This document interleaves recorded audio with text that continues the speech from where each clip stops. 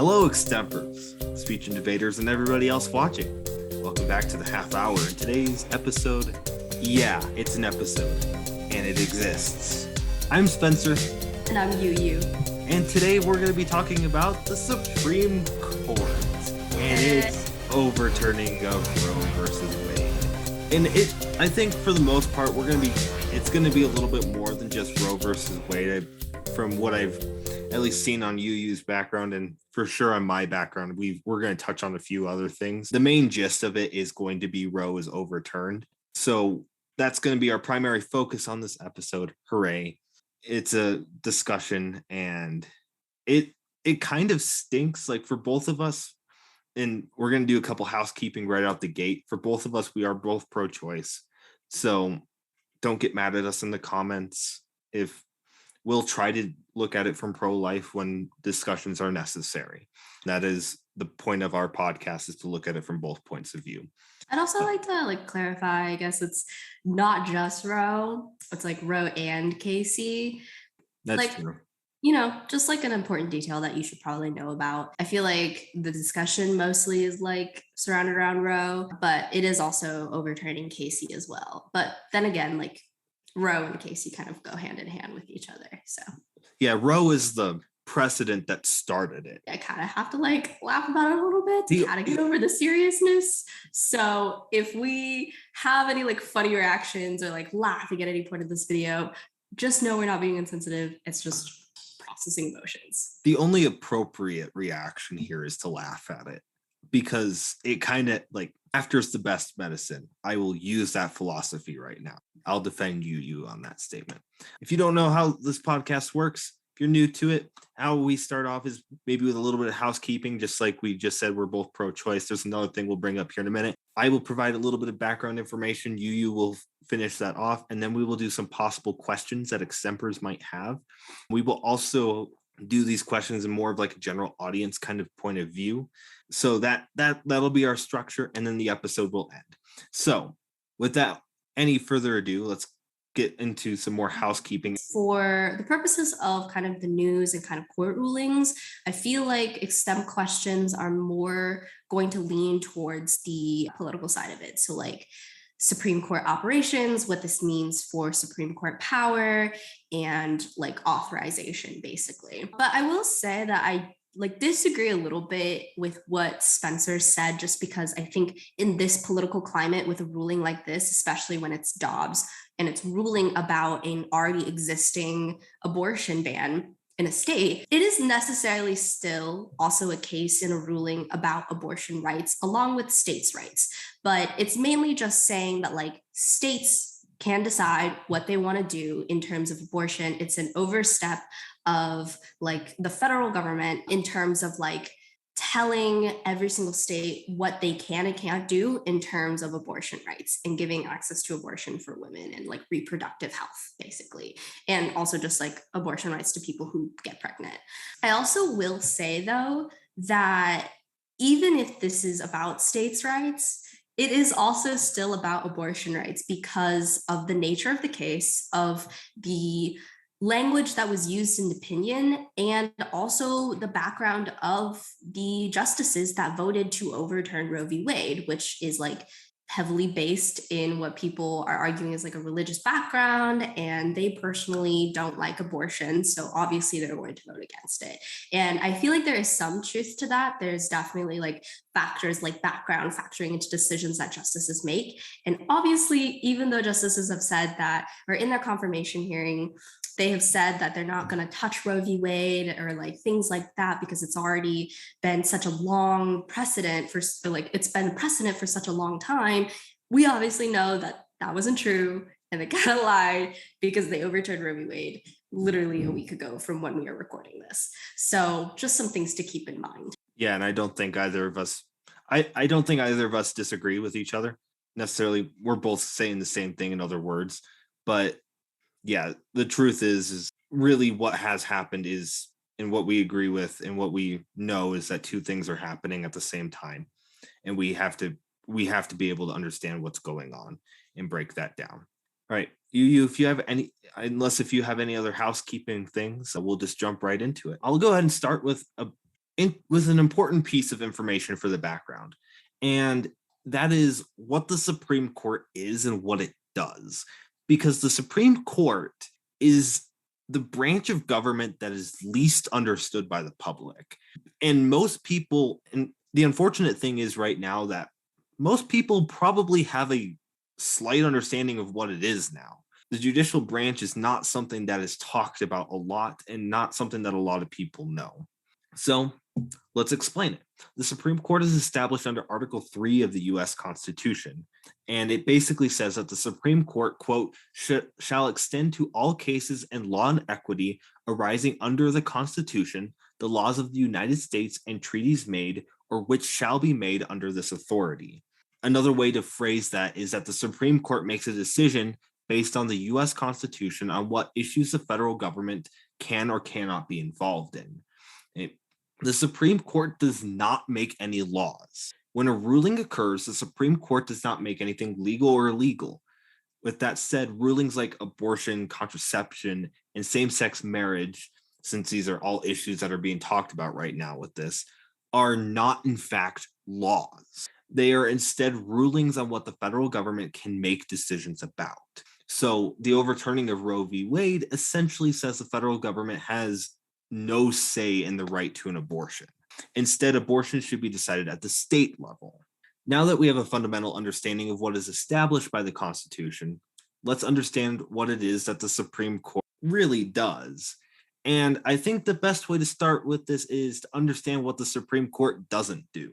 So to begin, there is an importance of understanding the right for a fair trial by the judicial process outlined in the Bill of Rights. These are the 4th, 5th, 6th, and 8th Amendments. And these rights include that there's a guarantee that no person is deprived of life, liberty, or property without a due process of law. There's protection against being tried against the same crime twice, also known as double jeopardy clause. There's a right to a speedy trial by an impartial jury, a right to cross-examine witnesses, right to call witnesses to support the case, right to legal representation, right to avoid self-incrimination, and protection from excessive bail, fines, and cruel and unusual punishments. But those, while those are all a part of things that are, or trials that are done at the Supreme Court, a lot of these happen more frequently at the federal appeal courts level. And at the Supreme Court, the jury are more like your justices. And that is going to be a little bit more problematic because rather than having an impartial jury, these justices, as of recently, have been elected along party lines. And that can lead to some issues in determining a more of a biased take on evidence that is presented in a trial at the Supreme Court. So, relatively speaking, the Supreme Court is not really in line with the judicial process, and it is somewhat separate from what is outlined in the Bill of Rights. And we're going to take this back for a minute. Back in episode 25, we discussed how the Supreme Court was likely unbiased due to recent rulings on transgender discrimination and the overturning of the 2020 election. However, the recent events may indicate that things have changed in a bit of a hurry. And this is going to help us to explain really what the Supreme Court does. In 2021, Justice Amy Coney Barrett made a statement at the University of Louisville. Shout out to Nats of 2022. That judicial processes are different from political parties. Justice Barrett is correct. A judicial process is incredibly different from a political party. You're not supposed to be voting along beliefs of Republicans or Democrats. These decisions are supposed to be impartial, but Barrett also voted to overturn Roe v. Wade, which was done on a party line basis in the Supreme Court. So that kind of diminishes the idea of the impartial jury or the impartial justices in this instance. However, political motives may have affected the court in its last term. The 6 justices who voted to overturn Roe v. Wade alluded that Roe was settled in its original decision. But it isn't just Roe v. Wade. Supreme Court rulings on recent gun rights, environmental laws, and more may indicate that the highest court of the land may be pushing a conservative agenda. Some liberals and progressives are arguing that this also isn't the end of recent rulings either.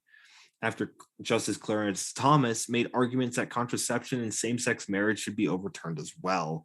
It only helps make the liberals and progressive arguments cases. But once again, this is a podcast of both sides. And to make it fair, there is a bit of an argument to be made that sometimes stare decisis should be overturned, as the leaked draft by Justice Samuel Alito pointed out. Stare decisis, just to define, is following along with recent rulings that have occurred in the past, like Roe versus Wade. You're supposed to stay in line with previous precedent that has been set. But there are instances in which that should occur, in which maybe things have changed over time. And to be fair, that could potentially be true, in which some things have changed to where decisions are vastly different. Obviously, we have a different court. They're not the same people that there were 50 years ago. And that is a somewhat of a fair argument to put on the table. But if stare decisis is being used to push a conservative agenda over legal precedent, then there's a problem. And the only way to really find out if that is the case is what the court rules on things that were brought up by Justice Thomas, such as contraception and same-sex marriage. So if he believes that they should be overturned without hearing cases prior to that, then it's evident that maybe the Supreme Court is more focused on a conservative agenda setting than it is focused on actually setting legal precedent. So it's something that's got to be kept in line. But I guess, kind of to bring to the point, the Supreme Court is technically supposed to be impartial in making decisions and not supposed to be voting on things along party lines. It's supposed to be hearing evidence just as similar to everything else as set by original standards in Article 3 of the US Constitution. So that being said, this is the way the Supreme Court works. And right now, it looks with Roe v. Wade and how gun rights and environmental protections have been, it really looks like the Supreme Court is trying to push for a conservative agenda, and rather than looking towards legal precedent. And I think that really gets into where YuYu is going with how is the public responding? Yeah. And I guess to add more to the part just about how maybe it shouldn't have been ruled under kind of the right to privacy and it should be ruled under something else. I think I heard in a pod, I forgot what the name of the podcast was, but it was about the Roe v. ruling. And basically they were talking about how Ruth Bader Ginsburg at the time kind of disagreed with the ruling and thought that honestly it should be ruled under something that is not based on privacy, but it should be ruled based on no sex discrimination, because then it would be less dependent on kind of the arguments that Alito was making in his leaked decision and also just generally in the majority decision opinion, and more based on other things, other parts of the Constitution. I guess a little fun fact for you. I wish I could really link the podcast, but I literally forgot. We'll see if I can find it, but yeah, let's move on. I think most importantly, or at least in my opinion, I think what all of you are waiting for, kind of the juicy part of this episode, is just how did the public respond? How did politics respond? What's going to go on with the Supreme Court in the future? And so I'll talk about that. I'm not sure that it's no surprise that, or I'm sorry, I'm sure that it's no surprise that there have been very emotional and angry responses, as well as celebratory responses to the Supreme Court decision.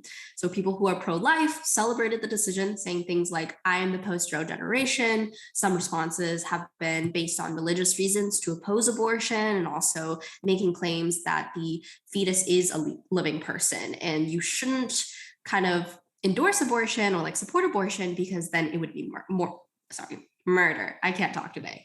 But there are also people who are pro-choice, and I think the majority of Americans are generally pro-choice. I want to make that I think that's the right statistic, but they were horrified and outraged by the decision. Celebrities and artists started speaking out. Jane Fonda tweeted that we should define vaginas as AR-15s because they seem to have more rights than women do. Of course, mixed reception to that tweet, but do with that what you will. Olivia Rodrigo also sung the FU song at her performance when she was on tour. Halsey and Kendrick Lamar also spoke out about this decision at their concerts too, mainly sticking up for women's rights and saying that reproductive health is healthcare, and saying that women should be able to choose, or people who get pregnant should be able to choose what they want to do with their bodies. Outrage at the decision also resulted in protests everywhere in the US, but especially at the Supreme Court. I'm in DC right now, saw many of the protests that were happening in the Supreme Court. I was getting multiple emails about how like it was the street in front of the Supreme Court was shut down because of the protests that were happening. And that's been kind of like ongoing throughout the week, and like throughout last week and throughout this week as well. But yeah, there are also protests at Capitol buildings, both at like state Capitol buildings and national Capitol buildings, so like our Capitol building, but there are other places where protests have happened too, even on the streets. So protests on both sides actually happened prior to and after the Roe v. Wade decision. So before the Supreme Court made their decision, pro-lifers were standing outside of the Supreme Court, basically saying things like overturn Roe, I'm the post-Roe generation, and chanting those types of slogans. But after the decision was made, you can also know that like pro-choice protesters happen in front of the Supreme Court too, and everywhere else, obviously. So there are protests that have like turned violent, but they haven't really been on the end of the protester side, meaning like there haven't been like fights among protesters physically as much as you've seen kind of like as much as you've seen from the authority side and like violence from that end. But another thing that has been happening though, that is less like protests and violence, is that there have been a record number of men going to get vasectomies to show solidarity with those against the Roe v. Wade ruling. We should also talk about the responses from hospitals and clinics after the decision was made. So prior to, 13 states already had trigger laws in place. Among those was Wyoming, which means that once the Supreme Court overturned Roe, the abortion bans almost immediately took effect. And I say almost immediately because some of those trigger states, those abortion bans that they had in place immediately went into effect. But for other states, there were legislation still on the table, or at least still needed a little bit more time before it can be fully enacted. So in Wyoming, we are one of those states that our trigger laws are going to take a while before they kind of like implement, but it will kind of like implement is what the vibe seems to be. But other things have also happened for these abortion clinics too. In Wyoming, the soon-to-be open Wellsprings Health Access Clinic was set on fire. So this was not that an electricity incident happened or anything like that. Officials kind of know that it's like arson and have found evidence that it is arson. But many other abortion clinics and also workers in those clinics in states that don't support abortions have also faced harassment and violence as well. But in the states that have trigger laws and in the states that banned abortion, clinics and hospitals immediately stopped administering abortion treatments and services, even for those that were in need of an abortion because of risk and because of health factors. So the ramifications of that was shown with a text message that has been going around. And I'm sure if you're on Instagram or if you're on like Snapchat or TikTok or any of that, you'll probably have seen this text. But it's a nurse from a state with trigger laws in place. And what the nurse basically said was that they saw a patient who had an ectopic pregnancy that ruptured, and that patient needed immediate action. But it took 9 hours for the doctors to talk to their lawyer to figure out what they could do without losing their medical license. But obviously, a pregnancy that ruptured, taking 9 hours before any action is taken, has a lot of health risks. So the patient lost 600 cc's of blood and almost died because immediate action couldn't be taken. And people know that this is not going to be the last case where patients are at risk or are going to have to wait before doctors can do anything for them or to treat them. On top of that, pharmacies in places like Walmart, CVS, and even Amazon have limited the amount of contraceptives that customers can purchase to account for the sudden demand fluctuation and to ensure that everyone can have access to the supply they currently have before they can get more. However, I guess like a little bit on the bright side, depending on what side you're on, judges in Utah and Louisiana did block the trigger laws in their state from going into effect. Again, this block is only temporary and they can only do so much until the law takes into effect. But with all that happening, this does beg the question of what the political response to Roe v. Wade decision was, because when people are angry, obviously legislators are going to be pushed to do something. So for legislators that supported the ruling, they celebrated the victory and applauded the Supreme Court for ruling in their favor. And they thought that this was like a win for the Republicans. However, not all Republicans, or like not all Republican representatives speaking about the issue had very good press about the ruling. So for example, Republican Representative Lauren Boebert of Colorado's 3rd District said that she was tired of the separation of church and state, stating that it was not in the Constitution that they needed to separate these two powers and that the church should actually be the one telling the state what to do. Other than that, Representative Mary Miller, also a Republican of Illinois, stated that she misspoke at a rally with former President Trump when she said that the Supreme Court ruling was a victory for white life. Her press team said that she meant to say right to life, but was speaking too rushed and said white life. Whether or not that's true is up for grabs, and people are just mixed about the issue anyway. But those that have spoken about the issue, not all of them have had great press when they are talking about the vote. On the Democratic side, AOC has been very vocal about what the government should do next, including passing legislation to reform and expand the Supreme Court, impeaching the justices that said they were going to leave Roe alone when they were appointed, but then obviously overturned Roe this week, and so showing that they lied. She also supported the decision to like open abortion clinics, or not the decision, but she supported the idea of opening abortion clinics on federal land, specifically in red states, and codifying Roe, which means making the right to abortion a law. Other Democrats have been pushing for their constituents to vote and to protest in the streets about the decision, mainly saying that like this is why you need to go out and vote in the midterms and vote like Democrat, because we are here to protect your rights. Obviously, the reception of that has also been mixed as well, with some people saying that they're tired of Democrats always telling them to vote and have just made them have a lot of grievances about how the Democrats have been dealing with this ruling. Other than that, legislatively, the House has passed the Women's Health Protection Act, which would codify Roe and give women the right to choose what they want to do with their bodies, or just like give people what they want, like give people the right to choose what they want to do. This bill is also being filibustered in the Senate, though. That's why it hasn't really like gotten a lot of traction. However, President Biden did say he supports ending the filibuster to pass that bill and to ensure that these rights are given. There are also court reform bills in the House, like the Judiciary Act of 2020, which would expand the Supreme Court, and the Judicial Ethics and Anti-Corruption Act, which would bar or ban federal, or sorry, I think is the wording that they use, federal judges from owning conflicting assets with the cases that they're ruling on. However, with all that being said, I feel like we also need to talk about like what's going on with the Supreme Court in terms of what their future is going to look like and what they've already done up to when we're recording this podcast.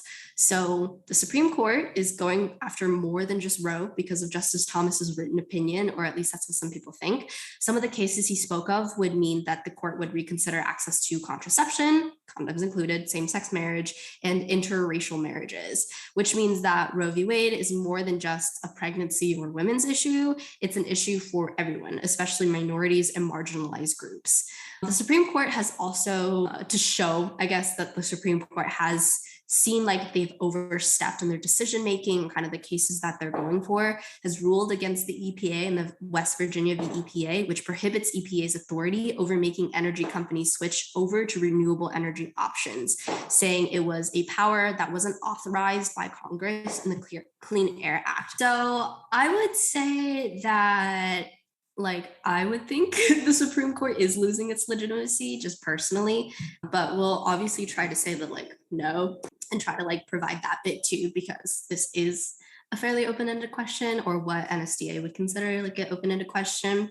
But in terms of kind of saying that the Supreme Court is losing its legitimacy, obviously you have legislative people like Congressman AOC, who does think that the Supreme Court is losing its legitimacy because of their overstep in this decision, which just means that because the Supreme Court decided that they could overturn a precedent that was established for 60 years or so, that the Supreme Court has kind of overstepped their boundaries by overturning Roe v. Wade, but also taking the rights away from people to kind of choose what they want to do with their bodies.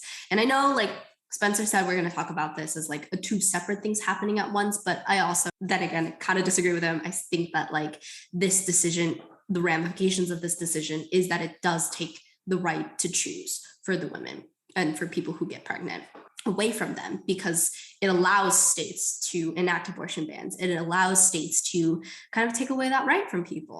And not only that, but it's not just about abortion. It seems like this could be just kind of like a snowball with all of the other decisions that were based off of Roe. This is why you have Thomas saying in his opinion that because we reconsidered Roe, we also need to reconsider these cases, which in part is kind of like semi-connected or connected to Roe. And so in that sense, the Supreme Court is losing its legitimacy because it is exerting too much power over what they should have in the first place. And I think on Stephen Colbert's show, AOC basically just said that like, because the Supreme Court is like using so much power and the three branches are supposed to be equal. I mean, like, remember from your AP Gov class or just general Gov class that there should be like a separation of powers, but they're equal powers.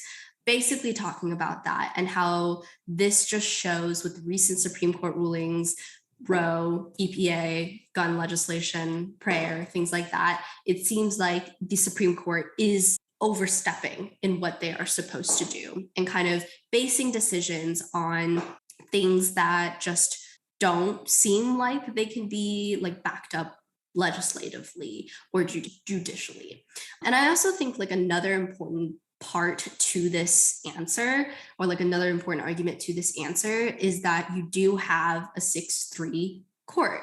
And I know, like, throwback to the Supreme Court episode, or not like the Supreme Court episode, but it's just the episode where we talk about the Supreme Court. I know you had Spencer and I say that, yes, it is like a 6-3 majority. And yes, Supreme Court justices are supposed to like vote not based off of their personal beliefs or based on their party lines. They're supposed to vote judicially. Recent turn of events, or not like recent turn of events, but kind of just like more recent turn of events has proven this to be untrue more so than like past actions have, especially when the Supreme Court is getting so much attention on it. And just people are losing faith in the Supreme Court because of all the decisions that they have been able to make and how those decisions kind of align with the conservative agenda in that sense, or the Conservative Party's agenda in that sense. But I would also say, like, you can see that their legitimacy seems to be decreasing in the public's opinion, where they are pushing for judicial reform. They are pushing for expanding the court and rebalancing the court and basically making the court fair again. And like action and push to do that kind of shows that people's opinion of the court isn't that high right now in terms of like some of the Americans right now. So, hot take to start. I would make the argument that separation of powers probably were busted in the first years of the Constitution, but that's also a political science answer. So pushing that away. I like this question. By the way, I came up with both of these questions at Spencer Travis 123. Follow me on Instagram. But I like this question because there is actually some good answers to it. I think, reasonably speaking, the answer is very much yes at its current state. There's really not much to add from YuYu's yes answer there. It's evident that it's like there's some things that are showing that it's maybe being a little bit more impartial, right? Or not impartial, but it's being not impartial. It's being biased. And that is something that is very important and problematic. To hit on this, though, obviously, Congress can expand, but at the end of the day, even Biden supported against that. I think, more reasonably speaking, what Congress is going to probably do is go for impeachment, and I think that that would be something that they can do. But once again, impeachment is a process that they can't really be removed unless if it goes to the Senate, and then you have another problem within that. So I think that reasonably under YuYu's yes answer, that's probably the best way to take it. I think there is some ground to a no on this, though. And I actually think there's a lot of ground on a no. Like what YuYu mentioned, we've had a 6-3 court for a long time now. And it's really like liberals haven't really gained a lot in this court over time. a lot of Republican nominations have gone into the Supreme Court over at least since Bush. So it's been a bit. Hey, this has been a lean conservative court for a while. And that kind of starts a very good argument of, look, like this was maybe just the one thing. It's possible that it's not going to happen again, right? It puts a realistic argument on that. Admittedly, I think that there are still some instances of this, right? Once again, a ruling on transgender rights in 2020, I believe that was when it was. There was the 2020 election issue. There was the recent Remain in Mexico policy, which was in the Biden administration's favor in this recent term. I also do want to just bring up like a few points to keep in mind. Like, sure, you can say that the Supreme Court isn't losing its legitimacy because, like, are they really going to vote to kind of expand the court? Probably not in a Senate that's like 50-50 split right now, with like a few Democrats who are iffy about their stance in terms of how to deal with the Supreme Court, things like that. So it is likely that the Supreme Court is just going to remain 6-3 for a very long time until one of the justices either retires or passes away. And so that is also something to kind of just keep in mind.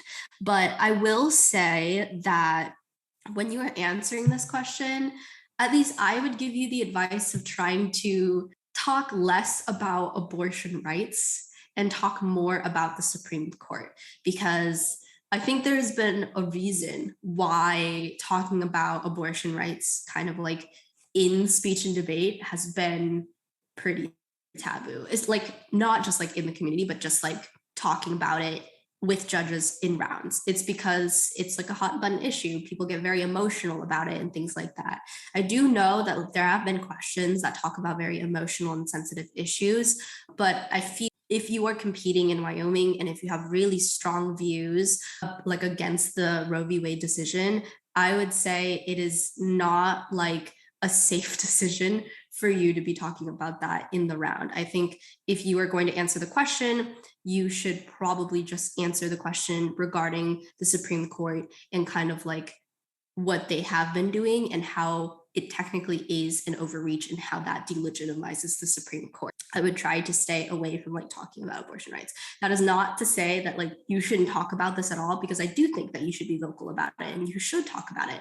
But I do think if you do talk about it, you do run some risks. And that's something that you should keep in mind, especially if you're trying to be competitive, which is an unfortunate reality of the speech and debate community at the moment.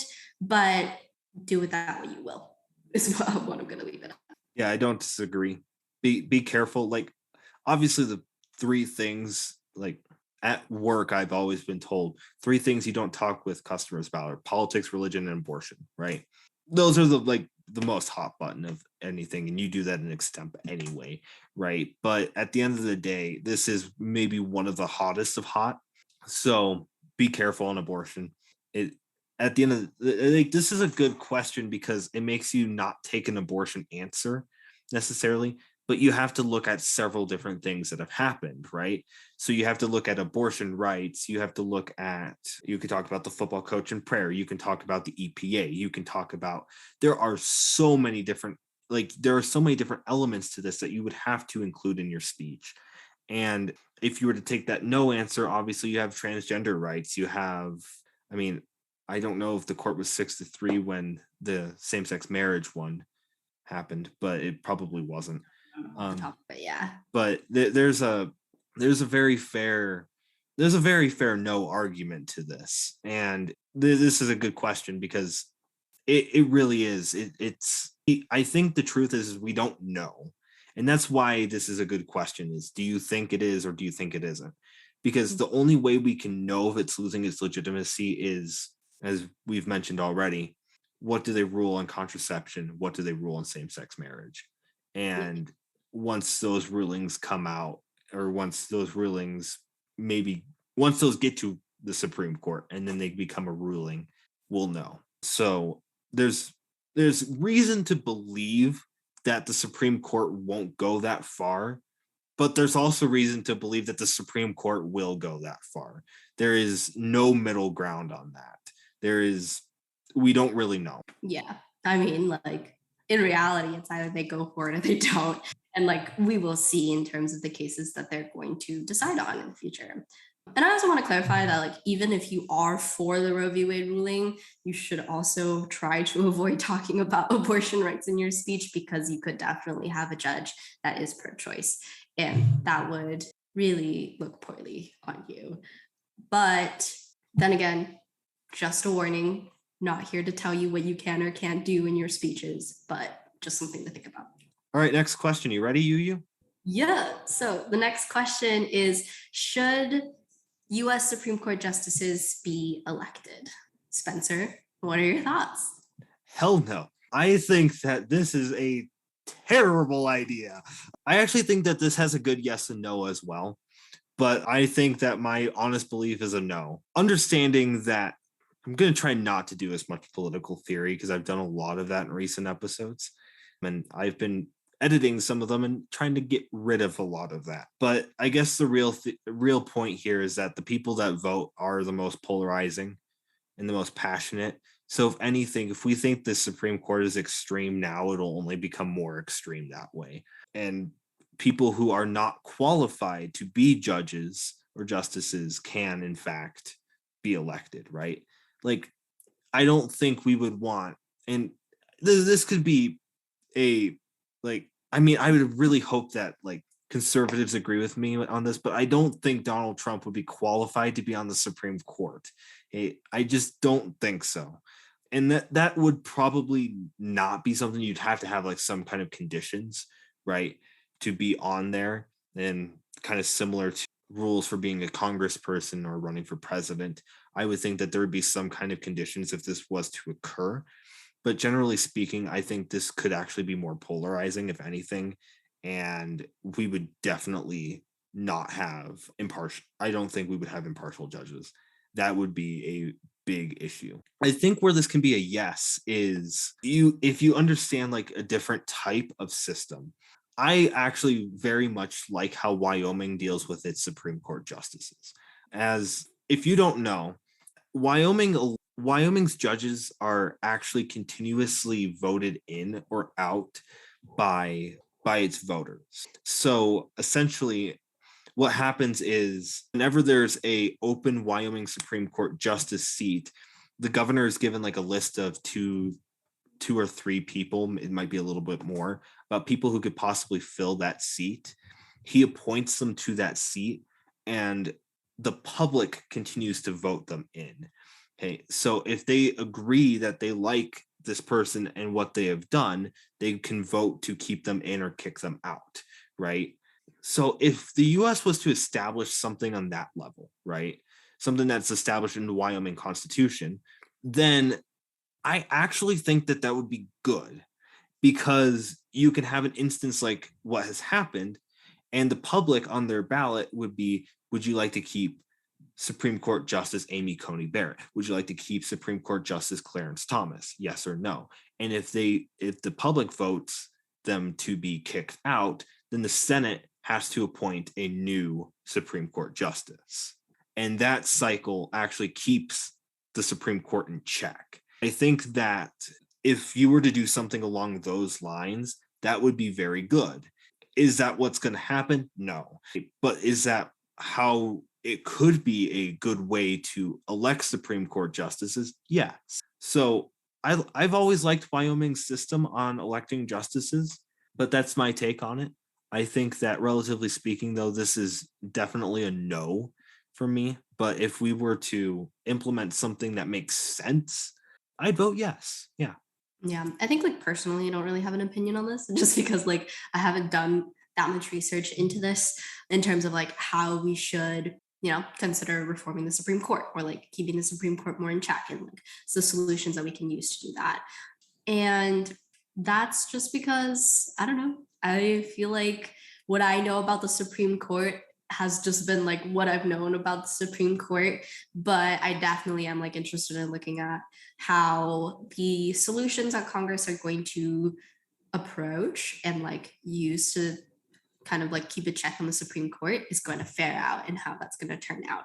But in terms of like answering this question though, should you Supreme Court justices be elected? I think you can go obviously both ways, like Spencer said. I think you can say that like, yes, Supreme Court justices should be subject to public opinion because kind of the majority of what people have said about the Supreme Court kind of ruling on these decisions is that it is a 6-3, which means that it is a leadership of the minority, basically, is like the term that I've heard being used to describe the Supreme Court, because these justices were elected by a party that hasn't won kind of like the popular vote in a very long time. Or like if you look at the history of the GOP and kind of like which popular votes they have won, it hasn't been many, like just recently. But I would also say that like people would probably want to elect their Supreme Court justices as a way to kind of like balance it out, or to make it a court where it is deciding with public opinion instead of just like deciding among 9 people who are chosen maybe by your party or maybe not by the popular party and things like that. And that has been like an argument that has been thrown around in order to like support the idea of electing your justices, or at least to the extent that if you are electing your justices, it will be a court that represents the popular opinion. Whether or not that's a good idea or not will depend on like who you ask and the reasoning and like how that's being achieved to make it a court of popular opinion. Another thing to take note of though on the no side is that if you're going to go like the Constitution route, that's not what the like framers intended it to be. They wanted a court that is separate from public opinion, that can decide with their own decisions, and they're like qualified enough people to make those decisions and to like rule based on the Constitution, based on law, and based on what like Congress has enacted into law and things like that. And the reasoning behind that is just that like if Congress is already passing things that people want and is like good for the population, then the Supreme Court doesn't really need to like make a decision of whether or not this law should be passed or not, but they're basically making a decision about what this law entails on the judicial level and things like that. And that's like, I guess, more AP checks and balances talk for you. But I would also say that like, I think people who would say no to this question would just basically say that it could be just generally a bad idea, because why would you want justices voted onto the court when we don't really have voters who kind of like pay attention, I guess, sometimes to the credentials of the people that they're voting for. Some voters just vote for the incumbent, and other voters don't really like take a look at kind of what the history of this person is, or like what the history of this person politically is, or like the credentials, or what they have voted on or have not voted on, or like have ruled and have not ruled, and why they ruled that way. And like, it's understandable. And it's not that like all voters do this. It's just an idea of how like the voting diaspora or like the voting population tends to be in terms of like dealing with elections and things like that.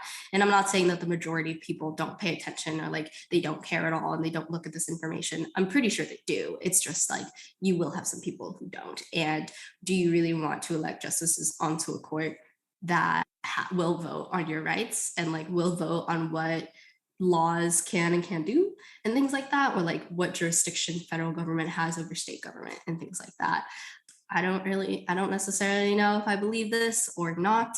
Then again, just a clarification, I haven't done that much research into it. It's just giving you kind of like both possible arguments that you can make on like either side. Yeah. And then I would also say that like in terms of this question, should Supreme Court justices be elected? I guess another question that you could tackle within this question, I'm not sure if it's a smart idea though, is the idea of like if the Supreme Court should be able to do what they're doing, right? Or like maybe look at judicial reform, but not necessarily electing judges onto the court, maybe just like expanding it and things like that. And there's argument for just like expansion, as like we've done historically. It hasn't always been 9. It's just been 9 for like as far as we can remember. And they've definitely expanded the court since the beginning of the United States. I think you actually bring up a pretty good point on it's not what the framers intended with the Constitution. That's a good no answer. And obviously to further on that, The only way you can make that happen is to amend. You would have to physically amend the Constitution. That is a very hard and long process, because I know to amend the Constitution, you can have 2/3 of states to do that. I don't remember how many it takes in Congress off the top of my head. It might be 75%. I know it's a lot. So it's quite a bit, and it's really it is a tough thing to do, which can make a pretty obvious no answer. I might do a quick double check on how much that is. Well, basically, what Spencer is saying is that not with this Congress. Yeah, it's not. This is not a reasonable thing. That's a point that I'm making. It's not a reasonable thing with this Congress. I mean, truthfully, though, the question is, should they? Which means that doesn't matter. It wouldn't matter what kind of Congress we had. But the problem is it's a very hard process, and the likelihood of it occurring is probably good enough for a no answer. I don't have anything else. If you have anything? I don't think I have anything else to add either. So I hope you get the win in the round. Clapping clap? Multiple claps instead of one clap. Anyway. Right, let's do a one clap. Ready? 3, 2, 1. That was so great. Pretty good. I hope that actually caught on camera, though, behind each other. Anyway, I hope you get the one in the round. If you don't get the one in the round, let us know how you did. Let us know how we did. If you have any questions, comments, or concerns, please let us know on our Instagram. We are available at the handles that are listed, but we are also available at the Half Hour Extemp podcast on Instagram and Twitter. Make sure to follow us. Make sure to keep posted on our social media. We'll do better this year. I promise. We will actually post things. But if you have not already subscribed to our YouTube channel, please subscribe to our YouTube channel. It really helps us a lot. It helps out the channel. And yeah, it helps us create better content for you. If you subscribe, hit the bell so that you are notified and never miss an episode. Blah, blah, blah, blah, blah, whatever the YouTubers say, and comment anything if you would like to let us know anything. If you have any questions, comments, or concerns, or anything like that, feel free to put them on our YouTube channel too. Yeah, it's been a long time since I've done this, so I kind of forgot what I said. So thank you for tuning into this episode. Thank you so much for your support. As you can tell, our summer episodes have been like very staggered, and it's because it's the off season, but whatever. Let us know more about what your off season is like. Comment below what you've been doing. Connect with me on LinkedIn. Link is in the description. Thank you all so much for watching. And until next time, I will see you all later.